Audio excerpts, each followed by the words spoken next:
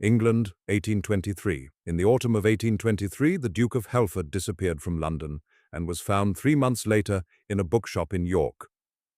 He had given a false name. He came back every day for 6 weeks. He sat in a dead man's chair with a cat on his lap, and he drank tea from chipped blue cups. And he let a woman with ink-stained fingers argue with him about poetry and tell him he was wrong about Fielding. She did not know he was a duke. She did not know he was one of the most powerful men in England.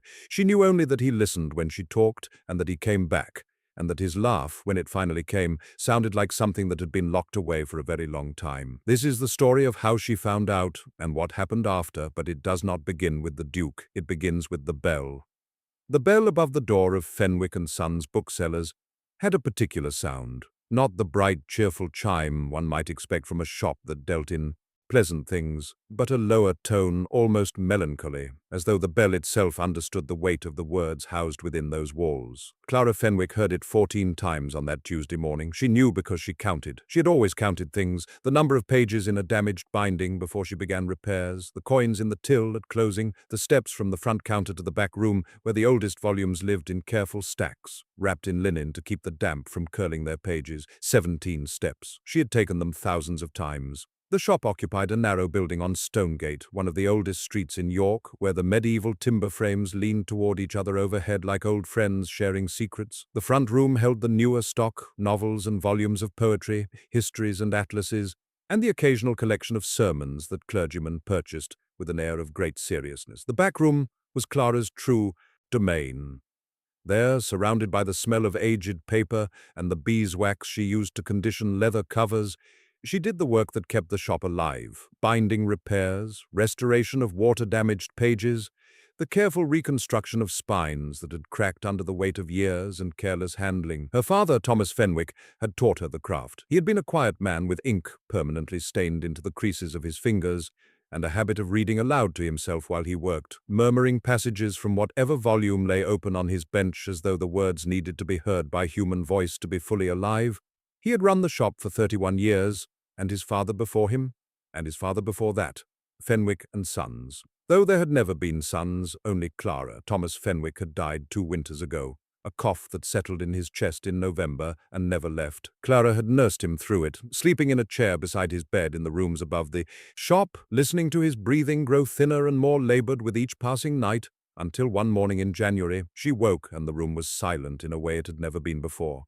She was 29 years old. She had lived in York her entire life. She had left it only twice, once to visit a cousin in Scarborough as a girl, and once to attend a book auction in Leeds with her father when she was 22. The world beyond the city walls was something she understood primarily through the pages she handled every day, which meant she understood it deeply in theory and not at all in practice. This did not trouble her. Or rather, she had decided long ago that it would not trouble her, which is not quite the same thing. The morning had been busy in the way that kept her hands occupied, but left her mind free to wander. A clergyman from the Minster came for his standing order of theological pamphlets. 2 university students spent an hour debating loudly over a translation of Virgil before purchasing neither copy and leaving with apologies so profuse they were clearly insincere. Mrs. Bancroft, who owned the haberdashery 3 doors down, stopped in for the weekly novel she consumed the way other women consumed tea, steadily and without apology. "You look tired, Clara," Mrs. Bancroft said, tucking the novel into her basket, with the same care she might give a loaf of fresh bread. She was a large woman with a direct manner and an opinion about everything, delivered with a warmth that made her impossible to resent. "I was up late with a repair," Clara said. "An early edition of Fielding. The owner wants it ready by Friday and the spine is in a terrible state. I had to strip it entirely and start fresh." "You work too hard." "The alternative is not working hard enough, and then I lose the shop." Mrs. Bancroft gave her a look that contained entire unspoken paragraphs about the limitations of a life defined by a single room and a till that never quite held. "Enough." But she said nothing more, only patted Clara's hand across the counter and left with the bell sounding its low note behind her. Clara watched her go and then turned back to the ledger, open beside the till. The numbers were not encouraging. They were rarely encouraging. Her father had been a brilliant bookseller and an indifferent businessman, a combination that had kept the shop beloved and perpetually on the edge of financial difficulty. Clara was better with numbers than he had been, but better was a relative term when the foundation was already unsteady. The roof leaked in 3 places. The back room needed a new window before winter. A printer in London was owed £14 she did not currently have. She closed the ledger and pressed her fingers against her eyes for a moment, breathing in the familiar smell of the shop, paper and dust and beeswax and the faint sweetness of old leather, the smell of her entire life. The bell rang again, the 15th time. Clara straightened, arranged her expression into the pleasant attentiveness she wore for customers, and looked toward the door. The man who entered was tall, that was her first observation, and it was unavoidable because he had to duck slightly beneath the low lintel that had been built for a shorter century. He was dressed well, but not ostentatiously, a dark coat of good wool, polished boots that had seen recent mud, no jewelry beyond a simple watch chain. His hair was dark brown, cut shorter than the current fashion, and his face had the kind of angular structure that looked as though it had been designed for a more serious purpose than casual pleasantness. He was not handsome in the easy way that made women sigh. He was striking in a way that made people look twice, and then pretend they had not. He stood just inside the door for a moment, surveying the shop with an expression Clara could not immediately read. It was not the idle curiosity of a browser, nor the focused determination of a man who knew exactly what he wanted. It was something closer to disorientation, as though he had walked through the door expecting one thing and found another. "Good morning," Clara said. "May I help you find something?" He looked at her. His eyes were grey, the colour of the sky over York in November, and there was something in them that caught her attention in a way she had not expected. Not warmth, exactly, more like the absence of the usual armour people wore when entering an unfamiliar place. He looked for just a moment like a man who had forgotten to put his face on before leaving the house. "I hope so," he said.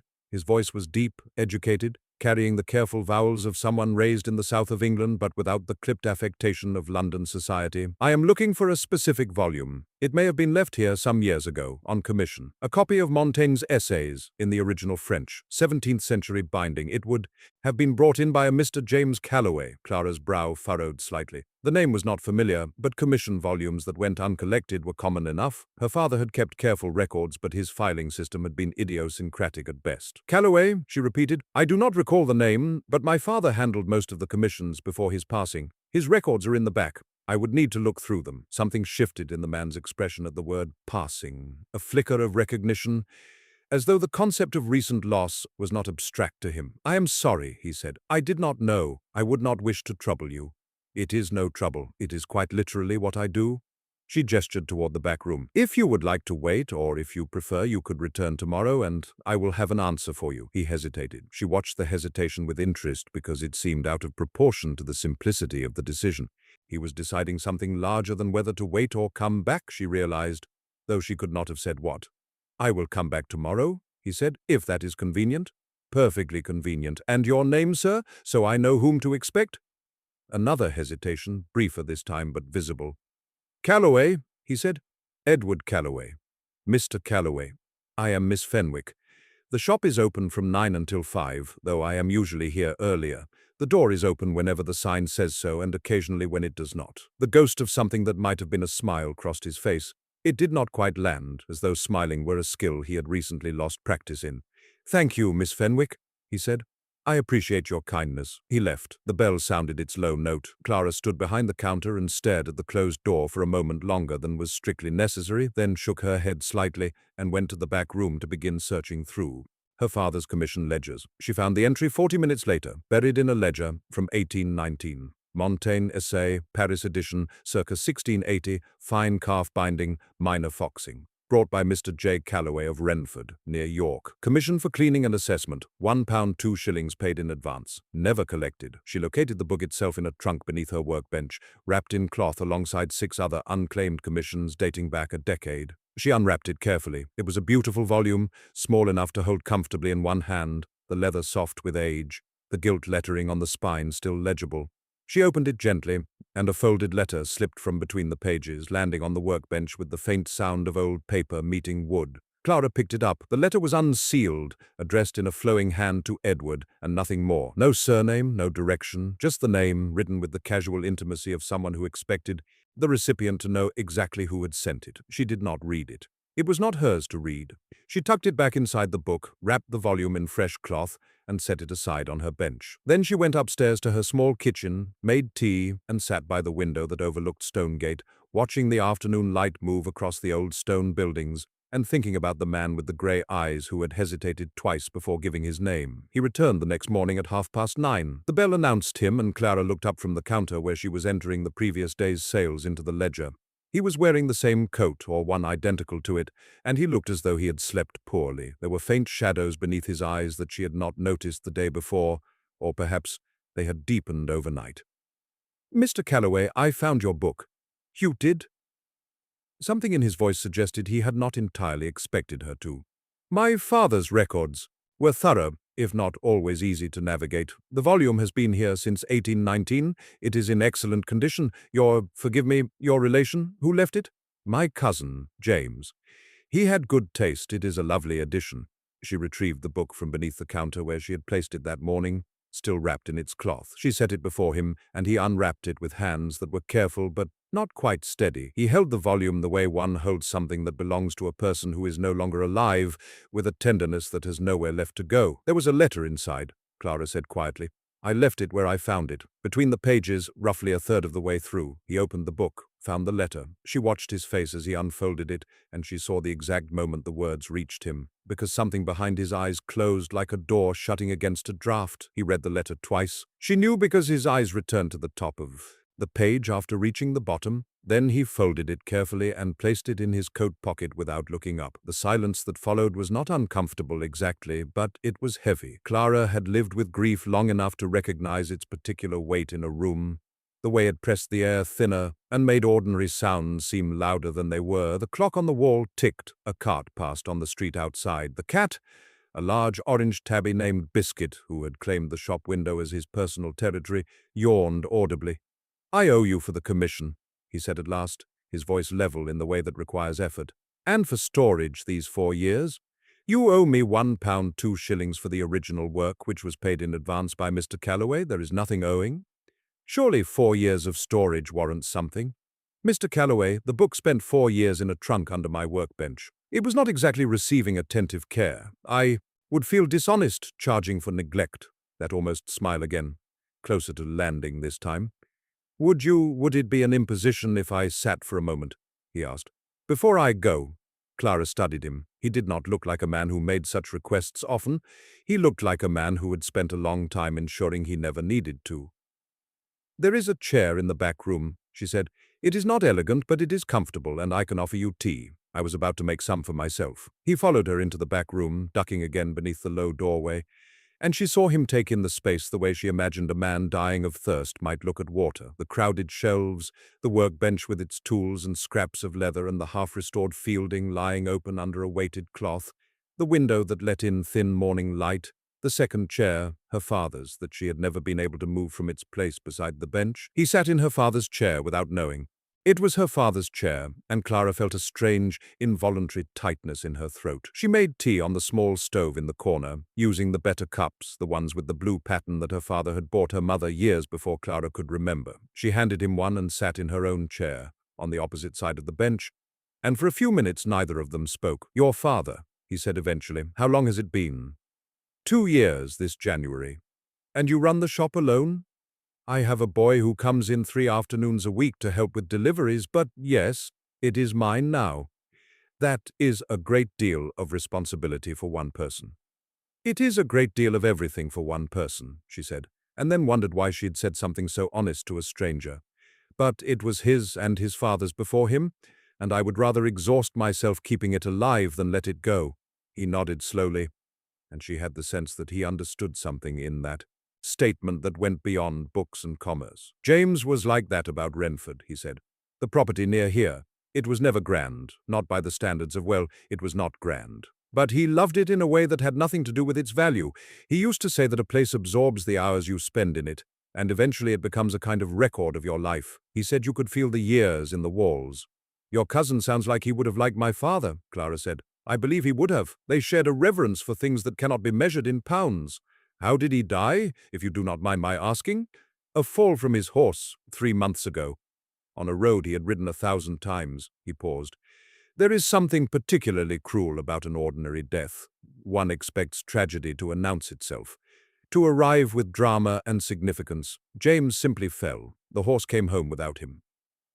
Clara said nothing for a moment. She understood this precisely. Her father had not died dramatically either. He had simply grown quieter and thinner, and then one morning he was gone. "I am sorry," she said. "Ordinary grief is still grief."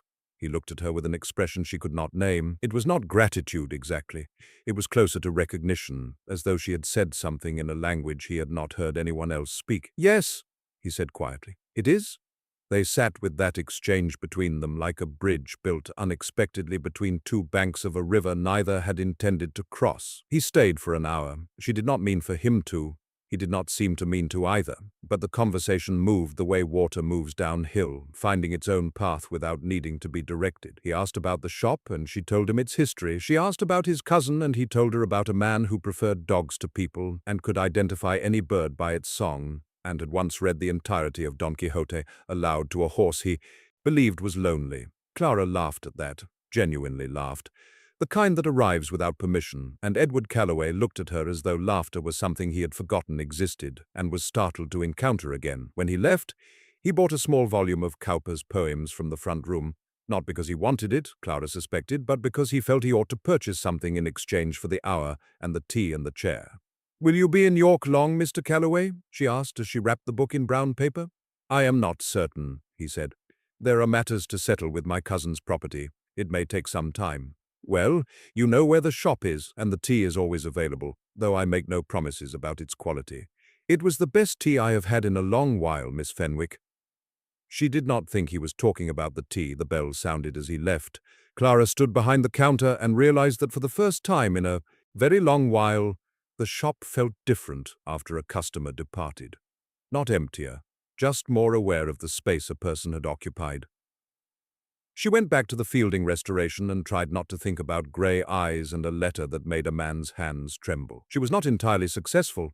002200. He came back on Thursday. He did not announce a reason. He simply appeared at 10:30, the bell sounding its low note, and stood in the front room with his hands clasped behind his back, looking at the shelves with the careful attention of a man who is pretending to browse while deciding what to say. Clara watched him from behind the counter for a full minute before speaking. "The poetry section is to your left, Mr. Calloway. The history is behind you, and if you are looking for something in particular, I am right here, as I have been for the past 60 seconds while you have been pretending to read the spines." He turned. The almost smile was back. It had progressed slightly since Tuesday, she noted. It now reached approximately the halfway point of his face. "I was not pretending," he said. "I was working up the courage to ask if I might sit in the back room again." "You need courage for that?" "I need courage for most things that involve asking other people for their time. I was raised to believe that one should never impose. And I was raised in a bookshop, where people sit and read for hours without buying anything and call it browsing. You at least purchased a book last time. You have more than earned a chair." He followed her into the back room. She made tea. He sat in her father's chair again. Biscuit, who normally despised strangers with the focused disdain that only a cat can sustain, jumped onto his lap without invitation and settled there with an air of entitlement. Clara stared. "That cat has never voluntarily sat on another human being in his life," she said. "He once scratched a bishop. Perhaps I am more agreeable than a bishop." "That is an exceptionally low bar, Mr. Calloway."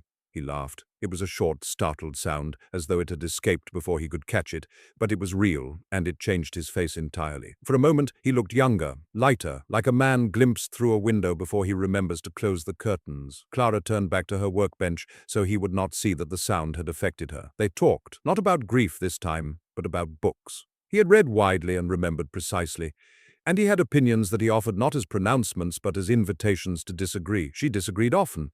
They argued about Fielding for 20 minutes, which Clara found deeply enjoyable because no one in her daily life cared enough about Fielding to argue about him. "You are wrong about Tom Jones," she said flatly. "I am not wrong. I am offering a reading you have not considered. Your reading is wrong.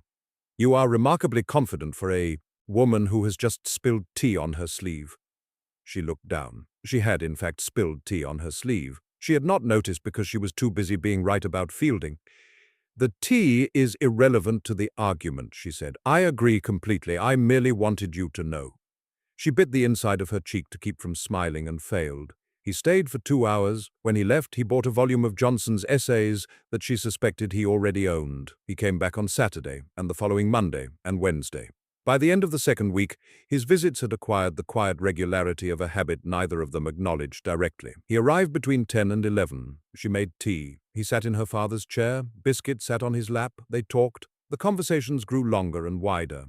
He asked about the history of York, and she told him about the city walls and the minster and the narrow medieval streets where you could reach out and touch both sides at once. He asked about her childhood, and she told him about growing up in the shop, about learning to read before she could tie her shoes, about the way her father used to close early on summer afternoons and take her walking along the river, pointing out the plants on the bank and telling her their names in Latin because he believed Latin was the proper language for serious things. She asked about his life, and he told her less, not evasively, but with the careful selectiveness of a man who is accustomed to editing himself. He spoke of his cousin James often and with obvious love.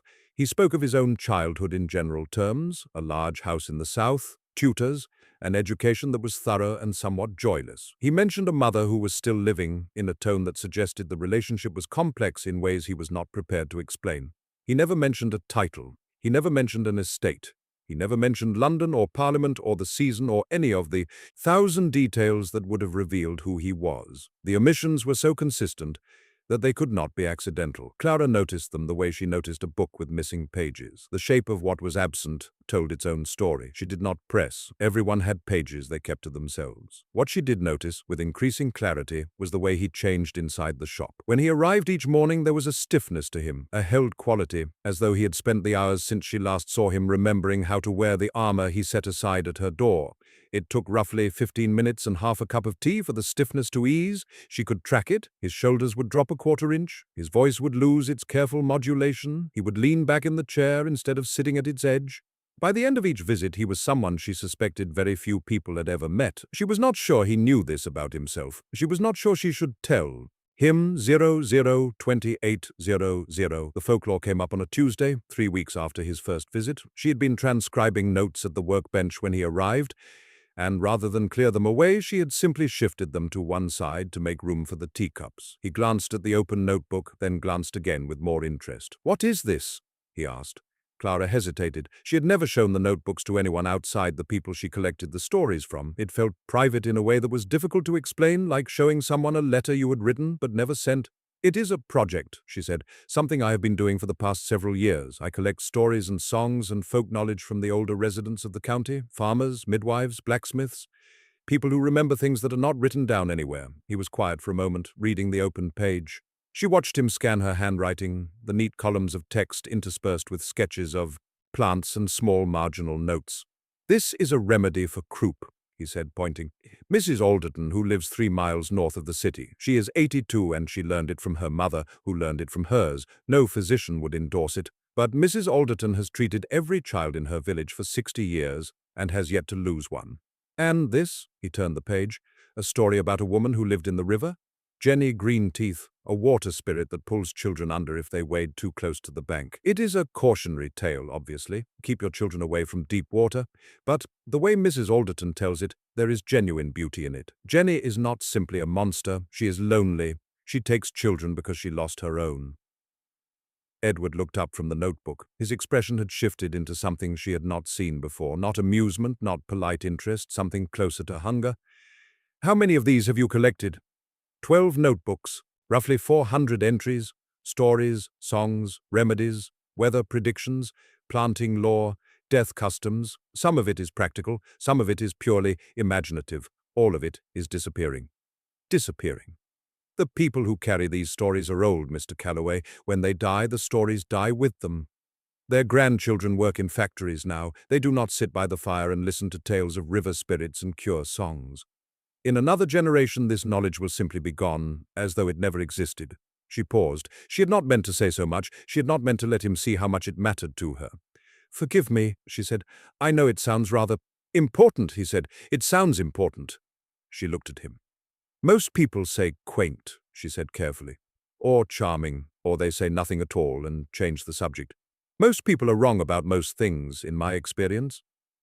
The silence that followed was different from their usual comfortable pauses. This one had weight and warmth. Clara felt it press against her chest in a way that was not entirely comfortable and not entirely unpleasant. "I am going to visit a family tomorrow afternoon," she said before she could think better of it. "The Mertons, who farm outside Heslington. The grandfather, Abel Merton, is 91 and he knows songs that I have never heard anywhere else. Would you, that is, if you had no other engagements, would you like to come?" She watched him register the invitation. She watched him understand what it meant. that she was offering to show him the things she cared about most. She watched him decide. "Yes," he said, "I would like that very much. 003500." They walked to the Merton farm the following afternoon. It was early October, and the countryside around York wore its autumn colors with quiet dignity. The fields were stubbled from the harvest, the hedgerows were thick with blackberries and the last of the rose hips. The sky was the kind of grey that is not gloomy but gentle, as though the sun had decided to step back and let the earth have its moment. Clara carried her notebook and a small basket containing a jar of honey and a loaf of bread. "Because you did not visit the Mertons empty-handed?" Edward walked beside her. He had changed, she noticed, out of his usual well-cut coat into something simpler and more worn, as though he had given thought to where they were going and who they would meet. The consideration touched her more than she wanted it to. They did not speak much on the walk, but the silence between them had become something almost tangible by now, a third presence that required no explanation or apology. Clara had never experienced silence with another person that felt like this. With most people, silence was an absence. With Edward, it was a substance. The Merton farm was small and old, the house built of grey stone that seemed to grow directly from the earth. Abel Merton sat in a chair beside the kitchen fire, a blanket over his knees and a pipe in his hand that his granddaughter kept trying to take away. "Leave me be, Sarah," he said as they entered. "A man my age has earned his smoke. A man your age has earned a long life, which the smoke is doing its best to shorten," Sarah replied. But she left the pipe alone and turned to greet Clara with a warmth that spoke of many previous visits. "Miss Fenwick, and who is this you have brought?" "A friend," Clara said. The word came out before she considered it.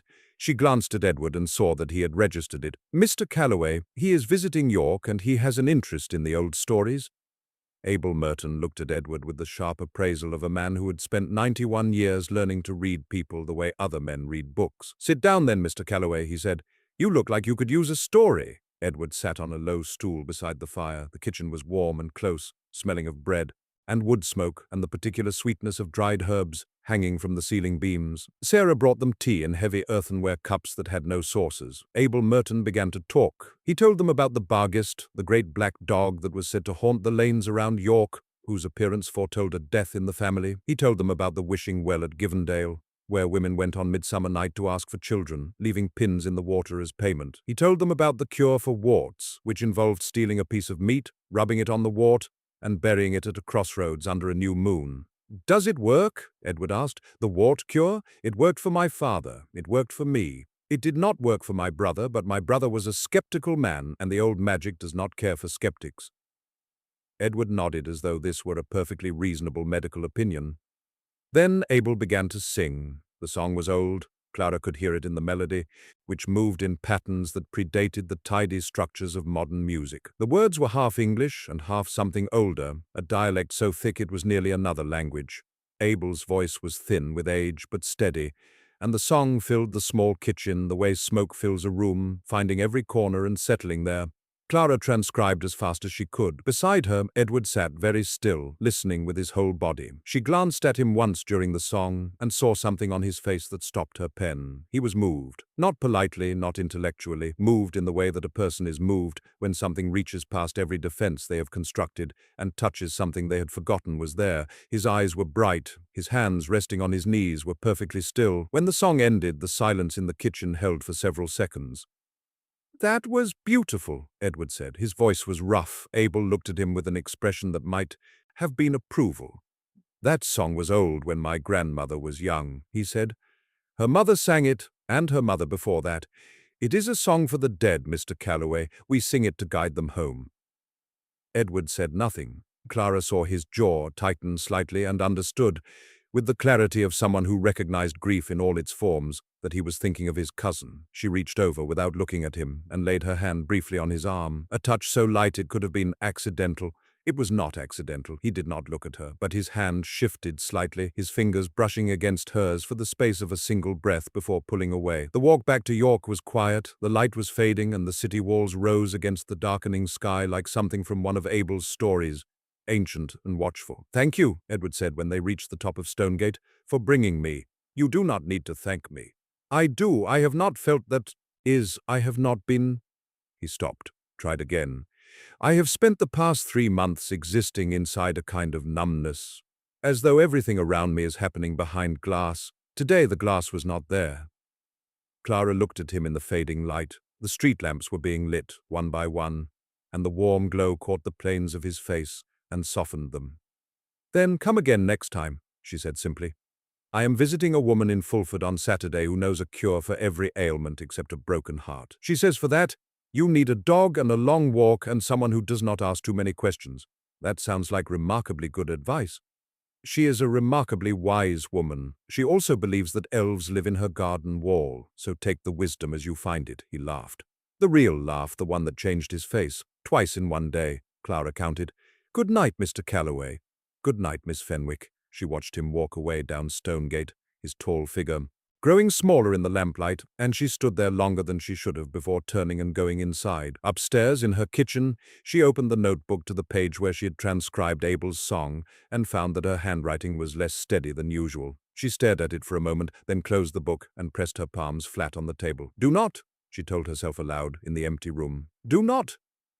Biscuit, who had been sleeping on the windowsill, opened one eye and regarded her with an expression that suggested he had already reached his own conclusions about the matter and found them entirely unsurprising. 004400. The weeks that followed were the happiest Clara had known since her father's death, and she did not allow herself to name them as such until much later. October deepened into November. The days shortened and the air turned cold, and the shop windows fogged with the difference between the warmth inside and the chill without. Edward came every day now. Some mornings he arrived early before the first customers and helped her open the shop. He carried boxes of books up from the cellar. He fixed a hinge on the back room door that had been broken for 2 years. He rearranged the poetry section according to a system he insisted was superior to hers, and which she rearranged back to its original order the moment he left, though she did not tell him this for nearly a week. "You changed it back," he said, standing in front of the shelves with an expression of deep betrayal. "I did." "When?" "Immediately. Every time. Every single time." He stared at her. She stared back. "You are an extraordinarily stubborn woman," he said. "I am a woman who knows where Byron belongs, which is not next to Crabbe, regardless of your alphabetical convictions. Alphabetical order is the foundation of civilization. Alphabetical order is the refuge of people who do not understand poetry." He opened his mouth, closed it, looked at the shelves again. "Where does Byron belong, then?" "Next to Shelley, obviously." "Obviously," he repeated, in a tone that suggested nothing had ever been less obvious to him. She moved Byron back to his proper place.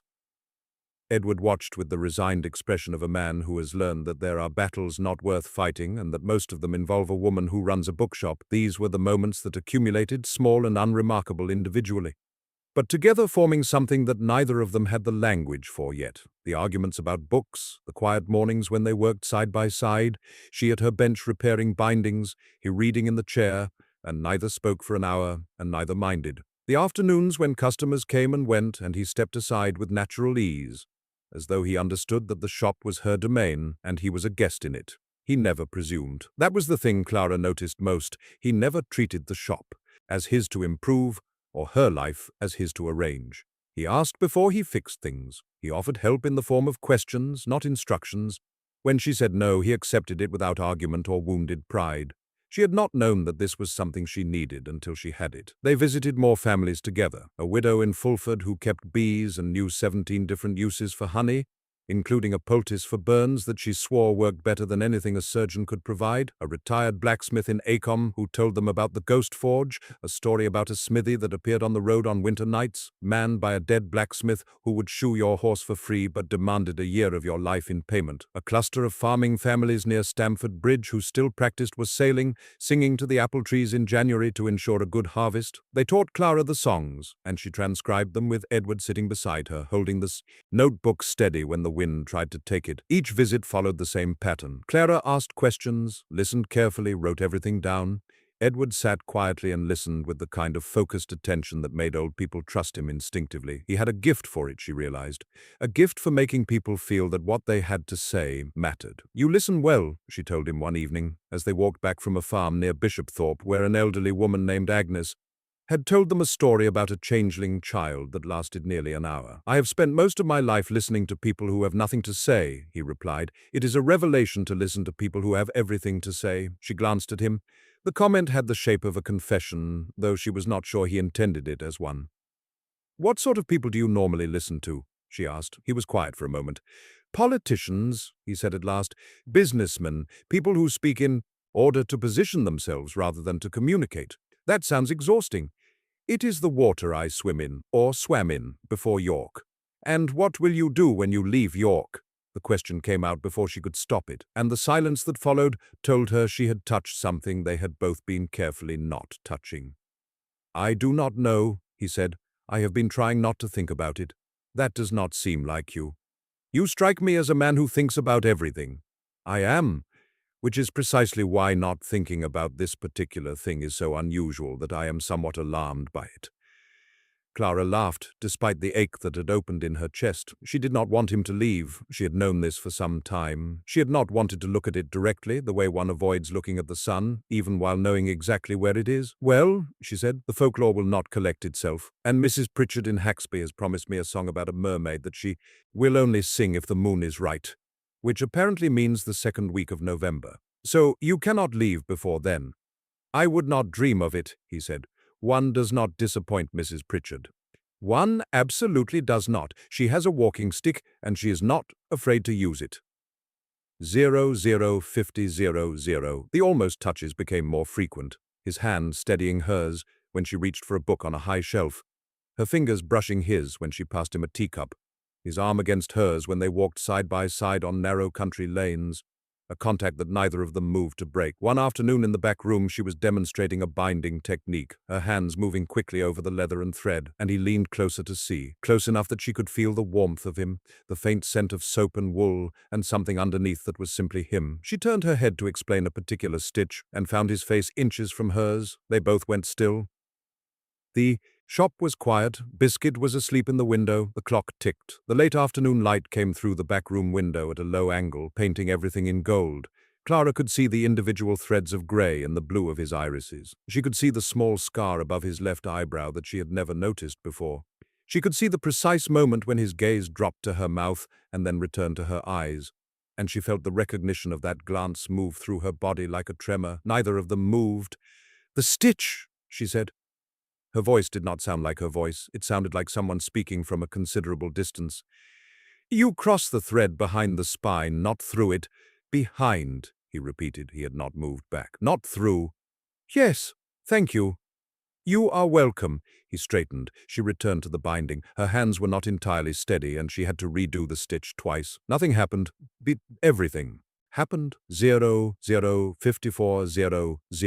Edward Calloway had been lying to Clara Fenwick for 6 weeks. He knew this. He thought about it every morning when he woke in his rooms at the inn on Coney Street, in the hour before he allowed himself to walk to Stonegate and open the door and hear the bell and see her face. The lie had begun as an omission, a small one. He had not corrected the assumption that he was a private gentleman of modest means, because the truth would have changed everything, immediately, irreversibly, in ways he could not bear. He was Edward Calloway, Duke of Halford, one of the wealthiest men in England, a seat in the House of Lords, 3 estates, a London townhouse on Berkeley Square, a mother who had spent the last decade arranging advantageous matches for him with the precision and persistence of a military campaign. He was also, for the first time in 13 years, something approaching happy. The word frightened him. He turned it over in his mind the way Clara turned, over a damaged book, examining it from every angle for flaws. Was it happiness, or was it merely the absence of the carefully maintained numbness that had passed for contentment in his London life? He did not know. He was not sure it mattered. What mattered was that when he sat in the back room of that bookshop and listened to Clara Fenwick argue about poetry, or describe the patterns in old folk songs, or laugh at something Biscuit had done, he felt present in his own life. Present in a way he had not felt since he was a boy, before the title, before the expectations, before his father had sat him down at the age of 14 and explained with terrifying precision exactly what was expected of a Duke of Halford and how little room there was for deviation. James had understood. James had been the one person in his life who saw past the title to the man underneath and treated him accordingly, with irreverence and affection and the kind of honesty that most people were, too, intimidated to offer a duke. James had called him Ned. No one else had ever called him that. James was dead, and Clara was alive, and she called him Mr. Calloway, and she argued with him about books, and she had shown him the Folklore Notebooks that she had never shown anyone, and he was lying to her with every breath he took. He had almost told her a dozen times. On the walk back from the Merton farm, when the song for the dead was still ringing in his ears and her hand had touched his arm and he had wanted to say, "I need to tell you something," in the back room during the binding lesson, when her face was close enough that he could have counted the flecks of amber in her brown eyes and the words had been right there sitting on his tongue like a physical object. On a Wednesday afternoon when she told him about her father's death, how she had woken to silence, and her voice had been so steady and so brave that he wanted to match her honesty with his own and could not. Each time he stopped, each time the same calculation. If he told her, she would look at him differently. The ease between them would vanish, replaced by the deference and distance that a title demanded. She would curtsy, she would call him Your Grace. She would stop arguing about Byron. He could not bear it. So the lie continued, and with each passing day, it grew heavier. 005800. On a Thursday morning in mid-November, Edward arrived at the shop to find Clara in an unusually quiet mood. "The printer in London has written again," she said, not looking up from the letter in her hand. "He is calling in the debt. £14 by the end of the month, or he will take the matter to a magistrate." Edward felt the familiar reflex rise in him, the instinct to solve. £14 was nothing to him, less than nothing. He could pay it with the loose coins in his coat pocket. He could have his man of business settle it with a single letter. He could buy the entire printing house if it suited him. He said none of this. "What will you do?" he asked instead. "I have some savings, not £14, but some. I may be able to negotiate a partial payment and a longer term, or I may have to sell some of the more valuable stock, which I am reluctant to do because those volumes are what bring the collectors in, and the collectors are what keep the shop viable. Is there anyone who might lend you the difference? Mrs. Bancroft has offered before, and I have always refused. I do not borrow from friends. It changes the shape of things." He nodded. He understood this. He even admired it. But the knowledge that he could resolve this problem with a word and was choosing not to sat in his chest like a stone. "If there is anything I can do," he said carefully. She looked up at him and smiled. It was a tired smile, but it was real. "You are doing it," she said. "You are here. And you are not telling me that everything will be fine, which I appreciate because I find false reassurance considerably more annoying than honest silence. I would not dream of reassuring you."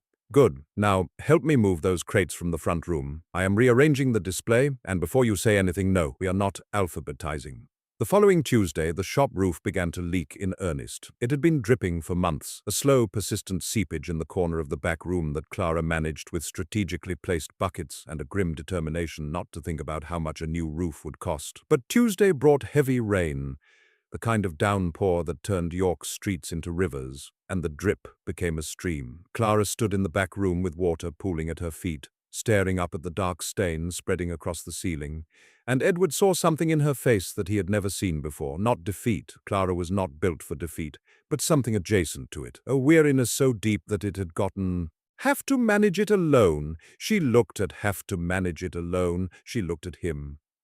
The rain drummed on the roof above them, finding its way through the cracks, filling the silence between his words and whatever she was about to say. "I have been managing things alone for a very long time, Mr. Calloway. I know that too. Then you understand why I find the alternative rather difficult to imagine?" He wanted to cross the room. He wanted to take her hands and tell her everything, the title, the money, the fact that he could make every practical problem in her life disappear with a single instruction to his solicitor. He wanted to fix it the way he fixed everything, with resources and strategy and the effortless deployment of power, but he had spent enough time in this shop and in this woman's presence to understand finally that fixing things was not always what was needed. "You do not have to imagine the alternative," he said. "You only have to allow someone to stand beside you while you figure it out." Clara stared at him for a long moment. Then she handed him a bucket. "The second leak is over by the window," she said. They spent the rest of the afternoon moving books to dry ground, setting buckets under the worst of the drips, and covering the workbench with oilcloth to protect the restoration projects. They worked in silence, moving around each other with the ease of two people who had learned each other's rhythms. When the rain finally eased, they sat on the floor of the back room, leaning against the shelves, drinking tea from the blue-patterned cups, because all the ordinary ones were being used to catch water. "I am going to lose this shop," Clara said. She said it quietly, without drama, the way one states a fact that has been circling for a long time and has finally landed. "You are not going to lose this shop. The roof alone will cost more than I earn in 6 months. The printer's debt is due in 2 weeks. I have £4 and 11 shillings in savings. The mathematics are not complicated. Mathematics are never the whole story. They are when you owe money. He was quiet. The familiar reflex was screaming at him now. Write a check. Send a man. Fix it. What would you do, he asked slowly, if money were not the obstacle? Clara considered this. I would repair the roof, I would pay the printer, I would hire an assistant so that I could spend more time on the folklore collection, which is the only work I do that might outlast me. She paused. And I would publish the collection, not through a London house, they would never take it seriously, but there is a small press in York that publishes local histories. I have spoken with them. They are interested, but they need a patron to underwrite the cost. How much would the publication cost? £30, give or take. £30, the price of a single dinner party at his London townhouse. That is not an impossible sum, he said. It is when you are sitting on a wet floor with £4 to your name, Mr. Calloway. She smiled when she said it, but her eyes were bright in a way that had nothing to do with amusement, and Edward understood that he was looking at a woman who had made peace with losing the thing she loved most and was trying to do it with grace. He decided in that moment that he would not let it happen. This was both the best and worst decision he had ever made. He sent the letter from the inn that night, not to Clara, to his solicitor in London, a brief, precise set of instructions.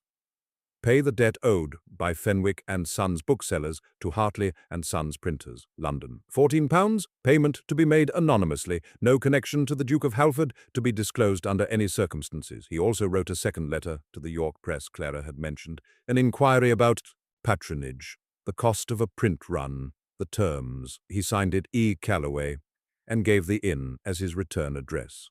He told himself this was different from his usual strategic maneuvering. He told himself he was simply helping a friend, that anyone with the means would do the same, that anonymity preserved her dignity and his secret simultaneously. He was lying to himself as fluently as he was lying to her. The truth was simpler and uglier. He was managing the situation. He was deploying his resources to achieve the outcome he wanted. He was doing exactly what Clara valued him for not doing, treating her life as a problem to be solved, rather than a story to be shared. He knew this. He did it anyway. 1 hour 6 minutes? 2 weeks later, Clara received a letter from Hartley and Sons, informing her that her account had been settled in full by an anonymous benefactor. She showed it to Edward the next morning. Her expression was complicated, a mixture of relief and confusion, and something that looked very much like suspicion. Someone paid my debt, she said. £14, no name, no explanation. That is extraordinary, Edward said. His voice was even, his heart was not. It is not extraordinary, it is suspicious. People do not pay £14 debts for strangers out of Christian charity. There is always a reason. Perhaps someone values the shop. Perhaps, or perhaps someone believes I cannot manage my own affairs and has decided to intervene without my consent. The words landed like a slap, though she did not direct them at him. She did not know to direct them at him. I do not like being managed, Mr. Calloway. I would rather owe a printer £14 and know exactly where I stand than be free of debt and wonder who holds the invisible string. Edward said nothing. The stone in his chest had doubled in weight. If I ever discovered who did this, she said, I would thank them for the money, and then I would be furious with them for the presumption. Furious seems rather strong. Fury is the appropriate response to being handled without one's knowledge or permission. It is what men of means do to women, Mr. Calloway. They solve us. They decide what we need and provide it and expect gratitude, and they never once ask whether we want it to be solved. She was looking at him now, not with suspicion, not specifically, but with the clear, direct gaze of a woman who had just told him exactly who she was and what she could not forgive. He heard her. He understood her. He had already done the thing she was describing. 1:10. It happened on a Saturday in late November. The morning had been mild for the season, and Clara had opened the shop windows to let in the air. Edward had arrived at his usual time, and they had settled into their usual rhythm, she at the workbench, he in the chair with biscuit on his lap, and a book open on his knee. The bell rang at 11:30, and a man entered the shop. He was perhaps 50, well-dressed in the unmistakable manner of London wealth, with a high collar and a gold-topped walking stick, and an air of impatient superiority that preceded him into the room like a scent. Clara looked up. "Good morning, sir. May I help you?" The man did not answer her. He was staring at Edward. Edward had gone very still in the back-room doorway. The book in his hand was forgotten. Biscuit, sensing the shift, jumped from his lap and disappeared beneath the workbench. "Halford!" the man said. His voice carried the particular loudness of someone who has never needed to moderate his volume. "Good God, Edward, is that you?" The silence that followed was the loudest thing Clara had ever heard. She looked at Edward. His face had changed, the openness, the ease. The man she had come to know over 6 weeks of tea and conversation and shared silence, all of it was gone, replaced by something smooth and closed and impenetrable, a mask. She was looking at a mask, and she was seeing it for the first time, only because she had never seen him wear it before. "Lord Whitmore," Edward said. His voice had changed too. The warmth was gone, replaced by a polished formal courtesy that sounded nothing like the man who argued about poetry and laughed at her jokes about bishops. "What brings you to York?" "Shooting party at Aldborough's. I came into the city for supplies, and I must say this is the last place I expected to find you." Lord Whitmore looked around the shop with the casual contempt of a man assessing something beneath his notice. "Are you here on some sort of charitable errand?" "I am visiting a bookshop," Edward said. "As one does," Lord Whitmore laughed. "A bookshop in York. The Duke of Halford browsing provincial shelves." He shook his head with amusement. "The house has been wondering where you disappeared to, you know. Your mother is frantic. There was talk of sending someone to look for you." Clara stood very still behind the counter. "The Duke of Halford." The words entered her mind one at a time, each one distinct, each one rearranging everything she thought she knew. Duke of Halford. She looked at him. He was looking at her, and in his eyes she saw the one thing she had never seen there before: fear. Not of Lord Whitmore, not of discovery, of her, of the expression on her face, of what was about to happen in this room between them. "I see," she said. 2 words. She was distantly impressed by how steady her voice was. She felt as though the floor had tilted beneath her feet, but her voice was steady and her hands were still, and she was standing behind her counter in her shop, and she would not fall apart in front of Lord Whitmore and his gold-topped walking stick. "Miss Fenwick," Edward began. "Your Grace," she said. The title landed between them like a blade. Edward flinched. He actually flinched, as though the words had struck him physically, and some part of Clara registered that this was real, that his pain was genuine, and she filed this information away to think about later when she was not busy holding herself together. "I believe your business with this shop is concluded," she said. "The commission has been collected, the account is settled, if there is nothing else." Clara, he had never used her Christian name before. It sounded different in his voice than she had imagined it would, and she hated herself for having imagined it at all. "Miss Fenwick," she corrected, "and I would prefer it if you left." Lord Whitmore was watching this exchange with the avid interest of a man who had just been handed a piece of gossip more valuable than anything he could have found at a shooting party. Edward looked at him, and for the first time, Clara saw the Duke, not the man who sat in her father's chair and drank tea from blue-patterned cups and listened to old men sing songs for the dead. The Duke, the authority, the power, the controlled fury of a man who had spent his life commanding rooms and commanding them well. "Lord Whitmore," he said, and his voice could have frozen the river, "you will leave this shop. You will not speak of what you have seen here. And if I learn that you have carried this to London drawing rooms, you will discover exactly how creative I can be with a grudge." Lord Whitmore's amusement faded. He recognized the threat for what it was. He left without another word. The bell sounded behind him. Its low note rang through the empty shop. Edward and Clara stood on opposite sides of the counter. The distance between them was 6 feet. It might as well have been an ocean. "I was going to tell you," he said. "Were you?" "I was. I tried. Multiple times. And yet you did not." "No, I did not." "Why?" He was silent for a moment. When he spoke, his voice was stripped of everything except the bare truth. "Because you talked to me like a person. Because you argued with me about books and made me carry boxes and told me I was wrong about Fielding, because no one has treated me that way in 13 years, and I could not bear to lose it." Clara's throat was tight. Her eyes burned. She would not cry. She absolutely would not cry. "You know what I told you," she said, "about the anonymous payment, about what it means to be managed without consent." The silence confirmed what she already knew. "That was you." "Yes." "The printer's debt." "Yes." £14. That meant nothing to you and everything to me." "Clara, Miss Fenwick." He closed his eyes. "You told me," she said. And now her voice was no longer steady. Now it was shaking with something that was bigger than anger, something that encompassed anger and grief and betrayal and the terrible wrenching loss of a thing she had only just begun to let herself want. "You told me that you swim in a world of politicians and businessmen, people who speak in order to position themselves, and I thought, how sad for him, how lucky that he has found this shop and these conversations and me." She stopped, breathed.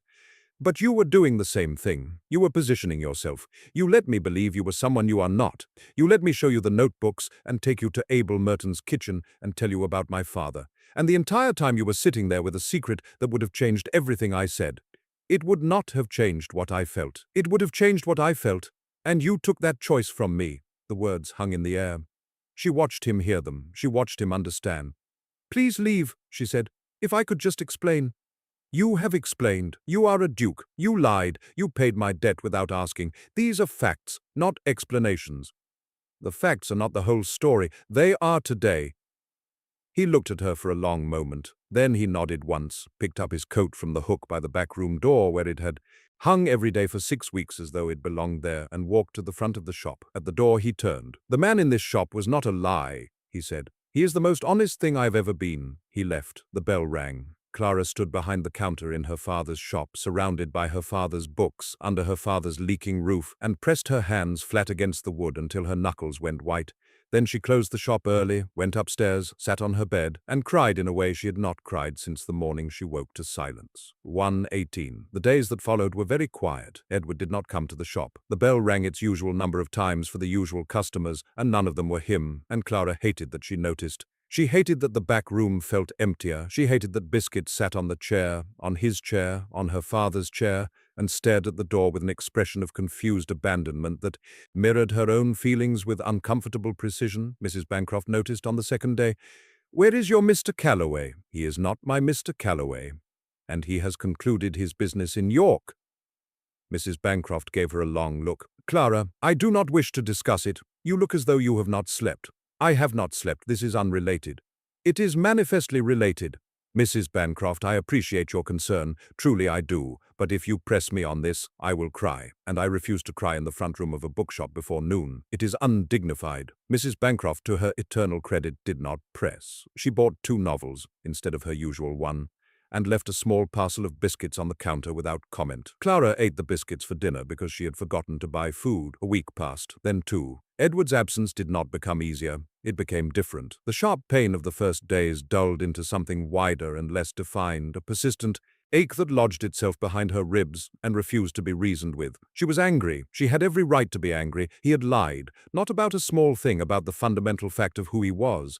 He had let her build a friendship, build something she was not yet willing to name, on a foundation that did not exist. But the anger was not the only thing she felt, and the other things were harder to manage. She missed him. She missed the conversations. She missed the arguments about books. She missed the way he listened, not just to her, but to Abel Merton and Mrs. Alderton and the blacksmith in Acom, with an attention that was not performed but genuine. She missed the almost laugh becoming a real laugh. She missed the way he ducked beneath the low doorway as though the shop had been built specifically to remind him that he did not fit neatly into the world. She missed the man in the chair, and that was the cruelest part, because the man in the chair was, by his own admission, the most honest version of himself. The Duke was the performance. The man who drank tea from blue cups and carried boxes and fixed the door hinge, that man was real. He had lied about his name, but he had not lied about who he was. Clara did not know what to do with this realization, so she did what she always did when the world became unmanageable. She worked, she repaired books,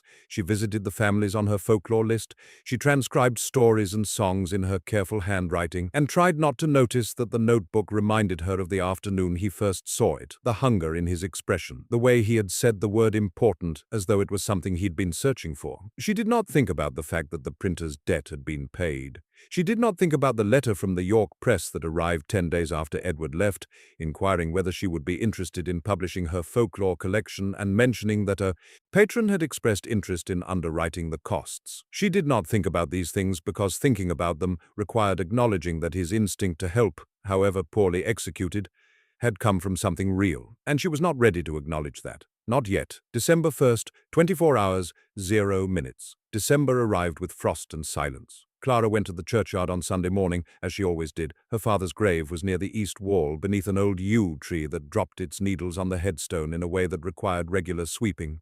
She brought fresh holly when she could find it, and stood for a few minutes in the cold, not praying exactly, but talking, telling him about the shop, about the week, about whatever was sitting heaviest on her heart. This Sunday she told him about Edward. She had not meant to. She had meant to talk about the Fielding restoration, which was finally complete, or about Abel Merton's newest story, which involved a fairy king and a bargain. That went badly wrong. But she opened her mouth, and what came out was the truth. "I met someone, Papa," she said to the headstone, "and he was not who I thought he was, and I sent him away." And I think I may have been right to send him away. But I also think that being right is not the same as being happy, and I do not know what to do about that. The yew tree offered no opinion. The churchyard was empty and cold. Frost silvered the grass between the graves. Clara heard footsteps behind her and turned. Edward stood at the gate of the churchyard. He was thinner than she remembered, or perhaps the winter light was less forgiving. He wore a dark coat and no hat, and his hair was disordered by the wind in a way that suggested he had not thought about his appearance before coming here. He did not come closer. He stood at the gate with his hands at his sides and looked at her across the rows of headstones. And he waited. Clara's heart was beating very fast. She pressed her hands together inside her gloves and made herself breathe. "How did you know I would be here? You told me once that you come here on Sundays." "You remembered." "I remember everything you have told me, every word." She swallowed hard. "What do you want, Your Grace?" The title still landed like a blow. She saw it hit him. She was not entirely sorry. "I want to tell you the truth," he said. "All of it, not to convince you of anything, not to argue my case. I have no case to argue. I did what you said I did. I managed you. I made decisions about your life without your knowledge or consent. I treated our friendship as something I could control, because control is the only thing I have ever been taught." He paused. The wind moved through the yew tree. A blackbird sang from the church roof, high and clear. "I want to tell you because you deserve it, and because the man in the bookshop, the one you knew, the one who sat in your father's chair and listened to Abel Mertons sing, and argued with you about Byron, that man is more real than anything else in my life. He has been real since the first day I walked through your door, and you told me my book was in a trunk, and you could find it, and I should come back tomorrow." Clara said nothing. "My cousin James died 3 months before I came to York," he continued. "He fell from a horse. You know this. What I did not tell you is that the letter in the Montaigne, the one he never sent, it said that he was worried about me. He wrote that I had become so good at being the Duke of Halford that he was afraid there was no one left underneath. He asked me to find something real. Those were his words. Find something real, Ned, before there is nothing left to find." His voice cracked on the name, Ned, the name only James had used. "I came to York to settle his affairs. That was true, but I stayed because of you. Because in your shop, with your books and your cat, and your stories about river spirits and wart cures, I felt like a person for the first time in 13 years. And I was afraid, genuinely afraid, that if you knew the truth, you would stop seeing me and start seeing the title." He stopped. He did not move closer. He did not reach for her. "That is the truth. All of it. You can do whatever you like with it." Clara stood beside her father's grave and looked at the man at the gate, and felt the anger and the grief and the missing and the wanting all collide inside her chest, like waves meeting from different directions. "You paid my debt," she said. "Yes." "You contacted the press about my folklore collection." "Yes." "You did these things without telling me." "Yes." "Why?" "Because I saw a problem, and my instinct was to solve it. Because I have spent my entire adult life wielding power as a tool, and I did not know how to help you without using it. Because I was a coward, and I thought that if I could fix the practical things, maybe I could avoid the harder thing, which was telling you the truth and risking everything." Clara felt something shift inside her. Not forgiveness, not yet, but a door, one that had been firmly closed, opened a crack. "That is the most honest thing you have said to me. It is the most honest thing I have said to anyone." She looked at him for a long time. The churchyard was quiet. The frost was beginning to melt where the morning sun touched it, leaving dark patches on the grass like shadows without objects. "I am not ready to forgive you," she said. "Not today. I am not asking you to. But I am also not willing to pretend that what happened in that shop was nothing. It was not nothing. You were not nothing." His breath caught. She saw it.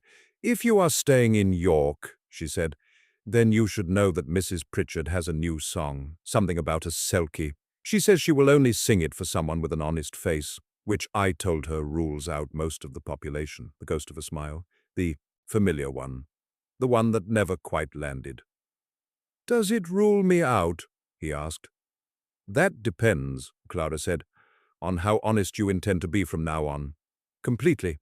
"Then come to the shop on Tuesday at 10. There will be tea. It may not be the good tea. You will have to earn the good tea back. I would expect nothing less." She turned away from him and back to her father's grave. She heard his footsteps on the path and then silence. She stood in the cold for another minute, looking at the headstone. "I think you would have liked him, Papa," she said quietly. "Even the Duke part, though you would have given him a very stern look about the lying." The blackbird sang again. Clara gathered her coat around her and walked home. 1:32. He came on Tuesday. He came every day after that, but everything was different now, and the difference was this. He held nothing back. He told her about his childhood, the great house in Hampshire that had felt more like an institution than a home. The father who had treated him like a project rather than a son, grooming him for the title with a systematic thoroughness that left no room for boyhood. The mother who loved him in her way, but whose way was expressed primarily through social ambition and the relentless pursuit of an advantageous match. He told her about Parliament, the tedious maneuvering, the alliances built on mutual self-interest rather than conviction, the speeches he delivered on topics he cared about, and the votes he cast on topics he did not, because that was what the Duke of Halford did. He told her about the emptiness, the slow creeping realization that he had built a life of impeccable surfaces with nothing underneath, like a beautifully bound book with blank pages. Clara listened the way she always listened, carefully, completely, without trying to fix. "You are not blank pages," she told him one afternoon, when the admission had cost him more than usual. "You are someone who was never allowed to write anything of his own." He looked at her from the chair, her father's chair, which she had quietly stopped thinking of as her father's chair, and begun thinking of as his. "You are remarkably kind," he said. "I am remarkably honest, which is more useful and considerably less comfortable." He laughed. She counted. It was on the following Thursday that she saw, for the first time, who he was capable of being when he was not careful. They were walking back from a visit to Mrs. Alderton when they encountered a man on the road outside the city walls. He was a tenant farmer, Clara gathered, from a property near Renford. He recognized Edward and approached with the particular mixture of deference and anxiety that Clara had seen in people who depended on someone more powerful than themselves for their livelihood. "Mr. Calloway, sir, I had hoped to speak with you about the lease. The terms your man proposed, they are not what Mr. James arranged. The rent has been raised by near a third, and with the harvest what it was." Clara watched Edward's face change. It did not become cruel, it became something worse. It became efficient. The warmth that she had come to know, the openness, the man who listened, all of it withdrew behind a surface so smooth and professional that it was like watching a door close in perfect silence. "The terms were set by my solicitor based on a fair assessment of the property's value," Edward said. His voice was polite. It was also final. "I understand the adjustment may be difficult, but the previous arrangement was well below market rate. Mr. Calloway's generosity, while admirable, was not sustainable." The farmer's face fell. He nodded, the way people nod when they know that further argument will cost them more than compliance, and walked away without another word. Edward turned back to Clara as though the exchange had been no more significant than commenting on the weather. She had stopped walking. "What was that?" she asked.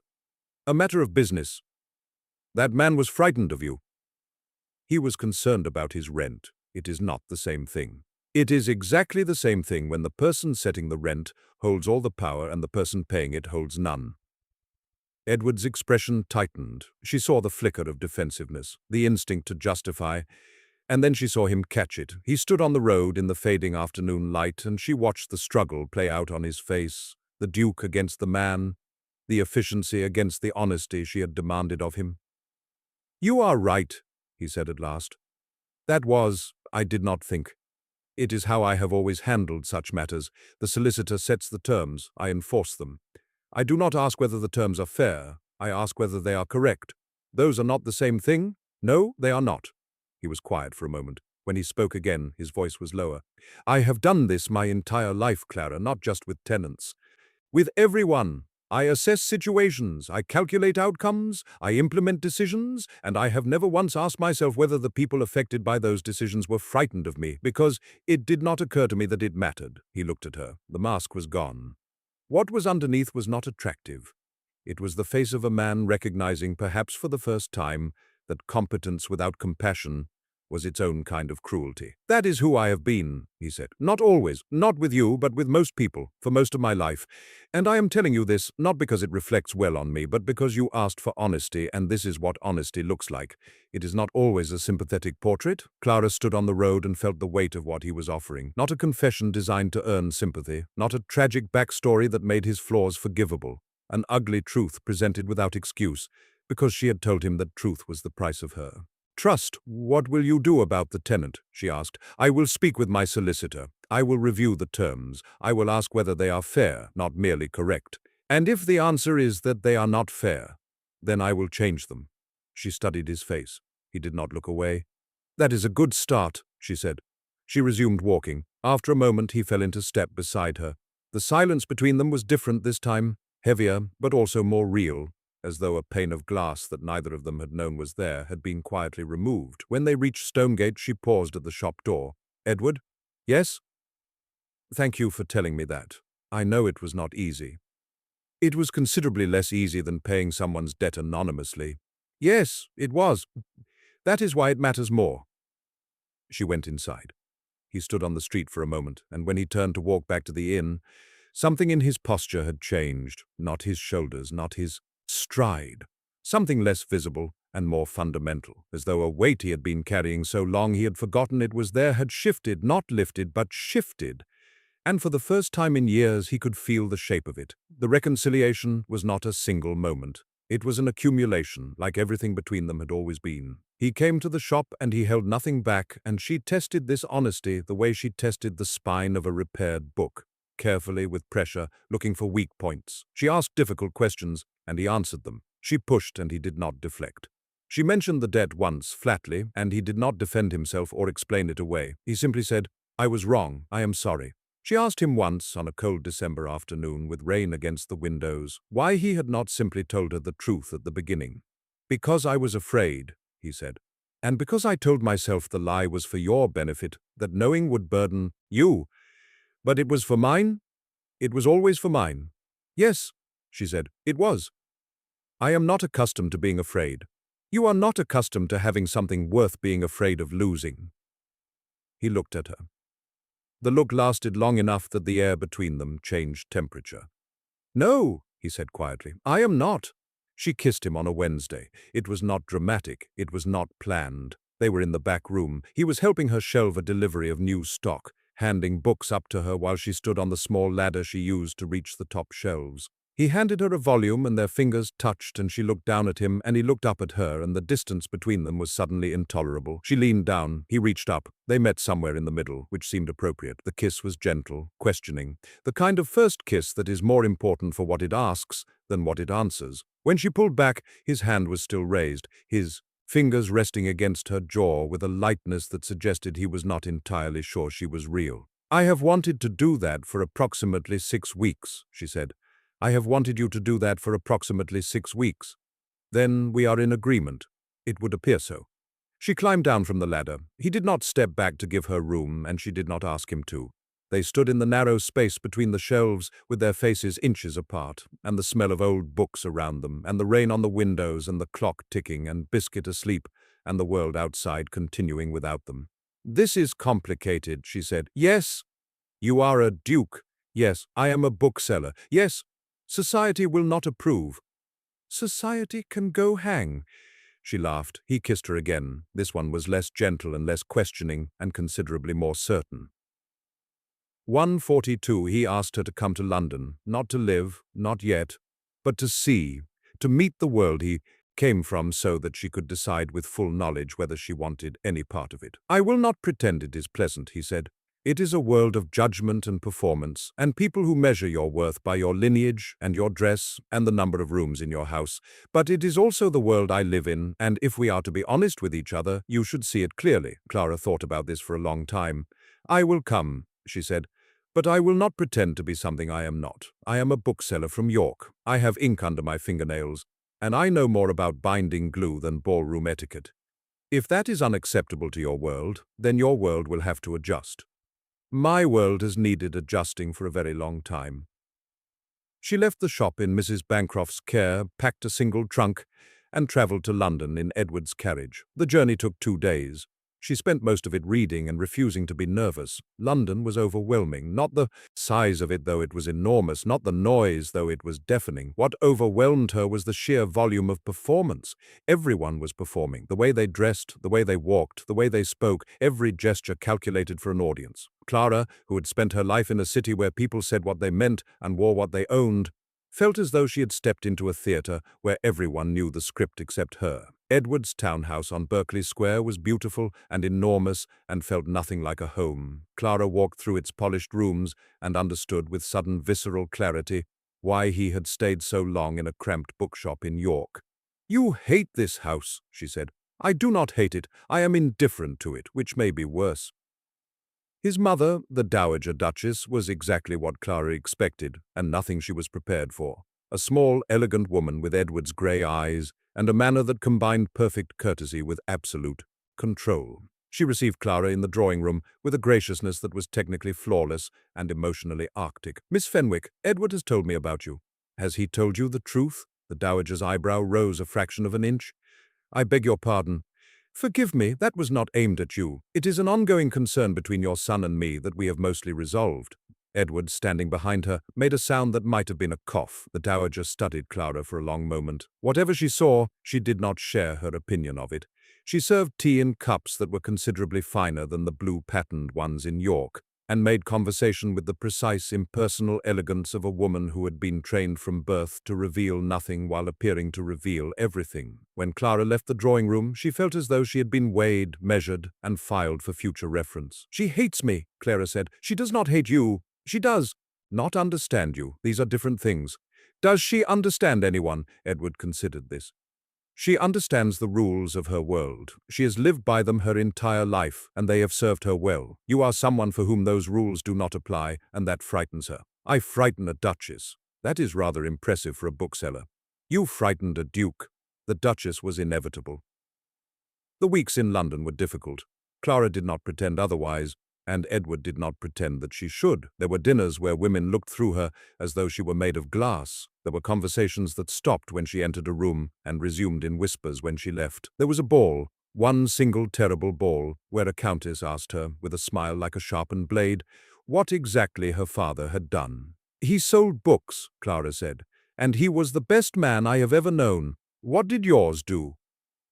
The countess did not speak to her again. Clara considered this a victory, but she would be lying if she said the cruelties did not accumulate. They did. Each small cut was manageable on its own, but together they formed a pattern, and the pattern said, "You do not belong here. You will never belong here. No amount of wit or intelligence or love will change the fundamental fact that you were born on the wrong side of a line that was drawn centuries before you existed." She did not tell Edward about the worst of it, not because she was hiding, but because she did not want him to fight battles she needed to fight herself. If she was going to survive this world, she needed to know that she could do it standing on her own feet, not sheltered behind his title. The confrontation with the dowager came on a Wednesday afternoon. Clara had not expected it, and she suspected the dowager had been planning it for days. Edward had gone to Parliament. Clara was in the morning room reading when the dowager entered without knocking and sat down across from her, with the composed precision of a woman who had rehearsed this moment. "Miss Fenwick, I would like to speak with you plainly." Clara closed her book. "I would welcome that.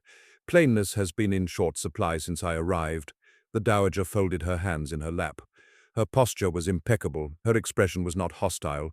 It was something more complicated than that. It was the expression of a woman who was about to say something she believed was necessary and kind, and who was entirely wrong about the kindness. "I do not question my son's affection for you," she began. "Edward is not a man who acts without conviction. If he says he loves you, I have no doubt that he does." "But," Clara said, "but love, Miss Fenwick, is not sufficient. Not for a man in Edward's position. He has obligations that extend beyond his own happiness. He has a seat in the Lords. He has estates that employ hundreds of people. He has a name that carries weight in every drawing room, every court, every negotiation in this country. The woman who stands beside him must be able to bear that weight. And you do not believe I can. I believe you are intelligent and capable. I also believe you have no understanding of what this life demands. You have spent 3 weeks in London, and you have charmed a few people and offended a few others, and you think that is the measure of it. It is not." The dowager leaned forward slightly. Her grey eyes, so like Edward's, were not cold, they were serious. "This life will ask you to smile at people who despise you and call it diplomacy. It will ask you to host dinners for 200 guests and remember every name and every grudge and every alliance. It will ask you to bear the scrutiny of a society that will never fully accept you, and to bear it with grace, year after year, without the luxury of retreating to a bookshop when it becomes too much." She paused. "I am not saying this to wound you. I am saying it because no one else will, and because my son is too besotted to see clearly. He believes love conquers all. I have lived long enough to know that love conquers very little unless it is accompanied by stamina, strategy, and the willingness to endure." Clara sat with these words. She did not dismiss them. She did not argue. She let them land, and she weighed them, because the dowager was not wrong about all of it. "May I speak plainly in return?" Clara asked. "I would expect nothing less. You are right that I do not understand this world. You are right that 3 weeks is not the measure of it. You are right that love alone is not enough. The dowager blinked. She had clearly expected argument. "But you are wrong about one thing," Clara continued. "You assume that because I come from a smaller world, I am less equipped to endure. My world was not easy, Your Grace. I buried my mother at 12. I ran a failing business alone at 27. I nursed my father through his death, and then I stood up the next morning and opened the shop because the alternative was to disappear. And I will not disappear." She held the dowager's gaze. "I am not fragile. I am not naive. And I am not under any illusion that Edward's love will protect me from the difficulties of this life. I will protect myself, as I always have. What I need to know is not whether I can endure this world. I know I can. What I need to know is whether this world is worth enduring." The dowager was quiet for a long time.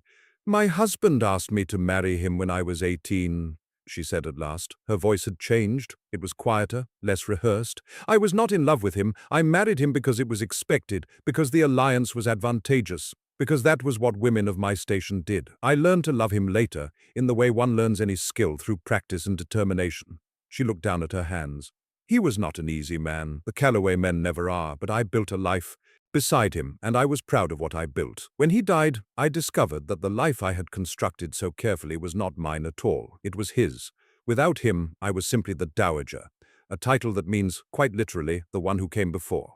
She looked up at Clara, and for one brief moment the mask slipped, and Clara saw behind it something she had not expected. Not hostility, not snobbery, grief and fear, and the desperate hope that her son would not repeat the patterns she had lived through. "I do not want Edward to build a life that requires you to disappear into it," the dowager said. "I have seen what that costs." Clara felt her chest tighten. "Neither do I," she said softly. "That is why I am keeping the bookshop." The dowager's eyebrow rose. "The bookshop. The bookshop." A silence passed between them. Not warm, not yet, but no longer arctic. Something had thawed, just slightly at the edges. "You are an unusual woman, Miss Fenwick." "So I have been told, usually as an insult." It was not intended as one. The dowager rose, smoothed her skirts, and walked to the door. She paused there and looked back. "Edward's father would not have approved of you," she said. "He would have found you entirely unsuitable." "I am sorry to hear that." "I am not. His judgment on such matters was consistently poor." And with that she left. Clara sat in the morning room for a long time after, holding her book without reading it, thinking about a woman who had built a perfect life inside someone else's framework and only realized it was a cage when the door was opened.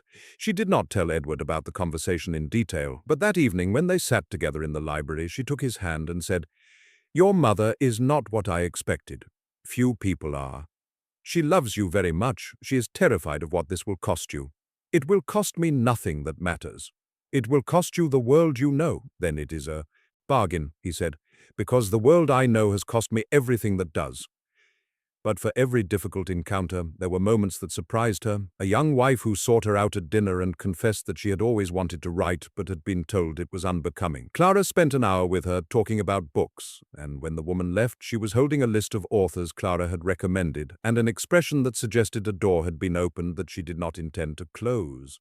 An elderly earl who, upon learning about the folklore collection, spent 40 minutes telling her about the harvest songs he remembered from his childhood in Northumberland. His eyes grew bright as he sang a fragment of one, his voice cracked and wavering, and the people around them stopped talking to listen, and for a moment the drawing room was not a stage, but a place where something real was happening. A group of blue-stockings who met on Thursday afternoons and discussed books with the same passionate disagreement that Clara and Edward practiced in the back room of the shop. They welcomed her without qualification, not because she was with the Duke of Halford, but because she had read more widely than most of them and argued more fiercely than all of them. London was not one thing, it was 1,000 things, some terrible and some beautiful, and most somewhere in between. Edward watched her navigate his world and fell more deeply in love with every passing day, which he told her on a Tuesday evening in the library, because Tuesdays had always been theirs.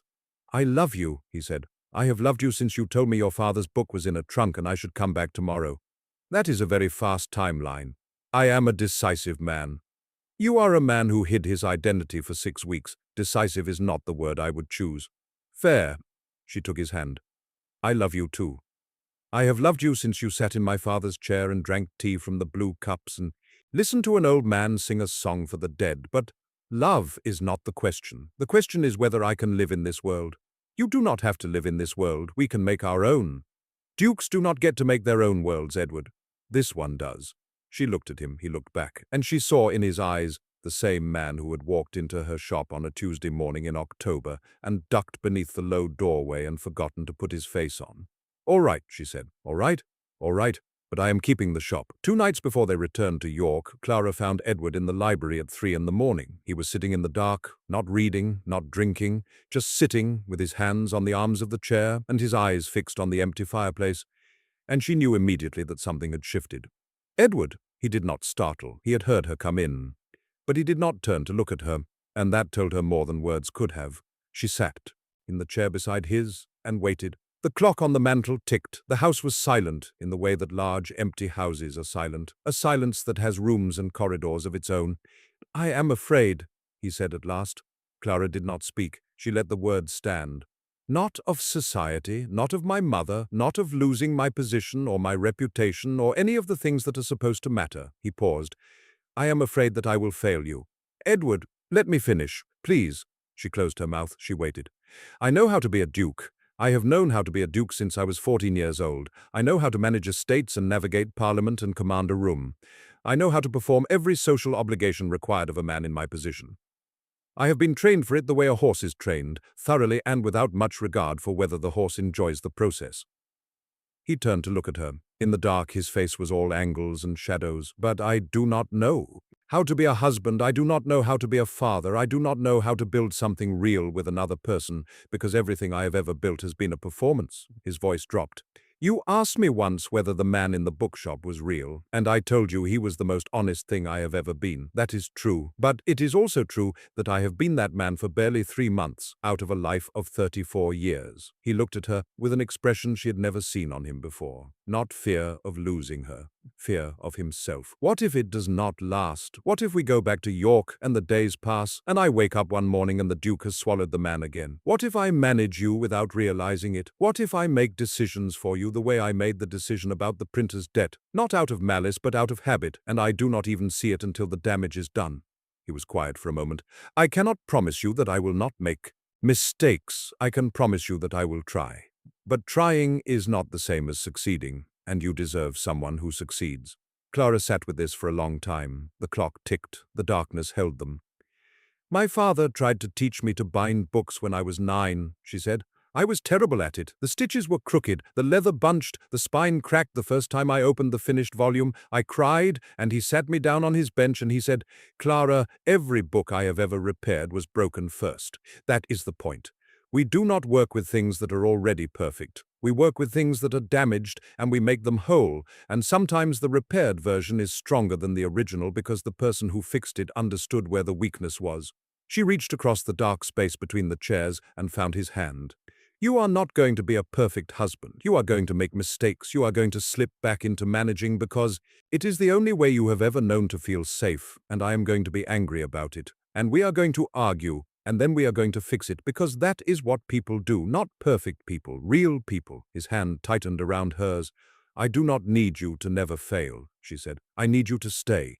I need you to let me see when you are struggling. I need you to not disappear behind the Duke when things get hard. That is all. That is everything." He was quiet for a long time. When he spoke, his voice was rough. "You are the bravest person I have ever met. I am a bookseller who is sitting in the dark in Berkeley Square in her nightclothes having a conversation about feelings. Brave is not the word that comes to mind," he laughed. It was the real laugh, the one she counted, and it came out broken and wet and honest. "Come to bed," she said. "We are going home in 2 days and you need to sleep." "I do not think I can sleep." "Then come to bed and not sleep. But do it where it is warm." He stood. She stood. He pulled her close and held her in the dark library with the clock ticking and the city silent outside the windows. And she felt his heart beating against her chest, fast and unsteady, the heart of a man who was terrified and choosing to be terrified in someone else's presence rather than alone. That was enough. That was everything. Quamsund. 2 hours, 6 minutes. They married in York, not in London, not in a grand cathedral with 600 guests and a bishop and a reception that lasted 3 days. In York, in the small church near the minster, on a cold morning in February, with frost on the windows and their breath visible in the air. Mrs. Bancroft was there. Abel Merton was there. brought in a cart because he could no longer walk the distance, wrapped in blankets and declaring loudly that he had never missed a wedding and was not about to start now. The Dowager Duchess was there. She sat in the front pew with an expression that suggested she was still processing the situation and would continue to do so for some time. But she was there. Edward had told Clara quietly that this represented a greater concession than anything he had ever achieved in Parliament. Clara wore a dress that was not white because she was not 18, and she saw no reason to pretend otherwise. It was deep green, the color of the yew tree in the churchyard, and she had made it herself. Edward wore an expression that suggested he could not quite believe this was happening and would not risk blinking in case it stopped. The vicar performed the ceremony. It was short and plain and perfect. When it was over, they walked together through the churchyard, past her father's grave. Clara stopped. "I should introduce you properly," she said. "Papa, this is Edward. He is a duke, which I know sounds alarming, but he is also the man who fixed the hinge on the back-room door, and who knows more about binding techniques than any aristocrat has. A right to. He will take care of the shop. I will make sure of it." Edward stood beside her and bowed to the headstone. It was not a joke. It was not a performance. It was a man paying respect to the father of the woman he loved. "I will take care of her, sir," he said, "and the shop, and the cat, and the folklore, all of it." They walked out of the churchyard and into the street where the bell of the minster was ringing, deep and resonant, rolling over the old city like a blessing. They did not live in London, or rather, they did not live only in London. They kept the townhouse on Berkeley Square for the months when Parliament sat and social obligations demanded their presence. But their home, their real home, was York. Edward purchased the building next to the bookshop and had the wall between them opened, doubling the size of the space. Clara used the new room for the folklore collection, organizing the notebooks into a proper archive, with a desk where she could write and shelves for the reference materials she accumulated. The folklore collection was published the following autumn, a small print run by the York Press, funded by the Duke of Halford, credited to Clara Fenwick Calloway. It was not a sensation. It did not take London by storm, but it was reviewed favorably in 2 journals, and a professor of antiquities at Cambridge wrote to say that it was the most important regional collection he had ever encountered, and copies were requested by 3 university libraries. Clara held the printed book in her hands on the day it arrived and wept, not from sadness, from the overwhelming recognition that the stories she had gathered, the songs and remedies and tales of river spirits, would outlive the people who had told them. They would outlive her. They would exist in the world long after everyone involved was gone. Edward found her crying in the back room and did not ask if she was all right. He simply sat in the chair and waited until she was ready to speak. "My father would have loved this," she said. "He would have been proud. He would have told me I should have used a better typeface." Edward laughed. Clara wiped her eyes and laughed too. 2:14, the shop stayed open. This was the part that London society could not comprehend. The Duchess of Halford running a bookshop. The idea was scandalous in a way that had nothing to do with morality and everything to do with class. A duchess did not work. A duchess did not stand behind a counter and sell novels to clergymen. A duchess did not get beeswax under her fingernails. Clara did all of these things. She did them on Mondays through Saturdays, 9 to 5, with the sign in the window and the bell above the door and Biscuit in his customary position judging the customers. Edward did not ask her to stop. He did not suggest that perhaps she might consider a more suitable hobby. He understood, because she had told him once in the back room on a rainy afternoon that the shop was not a hobby. It was her inheritance. It was her father's legacy and her grandfather's legacy and her great-grandfather's legacy. And she would carry it forward, not because she had to, but because she wanted to. He understood, because he had learned, slowly and painfully and with considerable help from a woman who would not let him manage his way out of difficult conversations, that love was not about solving problems. It was about standing beside someone while they solved their own. 6 months later, Clara was in the back room, repairing a copy of Robinson Crusoe that a small boy had dropped in a puddle, when the bell rang and Edward entered the shop carrying a package. "What is that?" she asked. "A gift. The last time you gave me a gift without asking, it was £14 to a printer, and it did not go well.